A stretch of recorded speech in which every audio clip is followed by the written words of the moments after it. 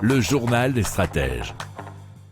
Et donc on commence tout de suite avec la Banque centrale de Suisse qui a annoncé des pertes records pour l'année 2022 avec 132 milliards de francs suisses de perdus.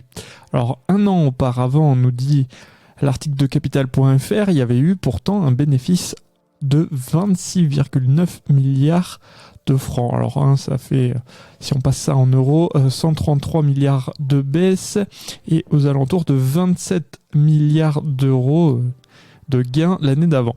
Alors cela va les amener à supprimer des versements à la Confédération et au canton, mais ça on y reviendra juste après.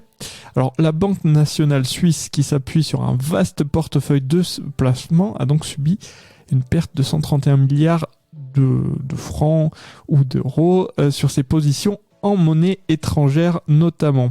Alors ces positions en francs suisses sont également tombées dans le rouge, essuyant une perte de 1 milliard de francs, 1 milliard d'euros à peu près.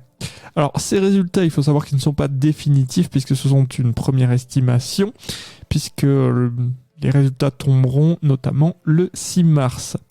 Alors, dans un communiqué, on a appris que la Banque centrale suisse nous explique que cette perte rend impossible toute distribution donc au titre de l'exercice 2022, puisque la BNS reverse habituellement une partie de ce bénéfice au canton et à la Confédération. L'an passé, elle leur avait redistribué 6 milliards de francs suisses. Si vous aimez cette revue de presse, vous pouvez vous abonner gratuitement à notre newsletter qui s'appelle La Lettre des Stratèges, LLDS, qui relate, et cela gratuitement, du lundi au vendredi, l'actualité économique, technologique, énergétique, mais aussi de l'hydrogène, et puis de tout ce qu'on trouvera super intéressant pour votre vie.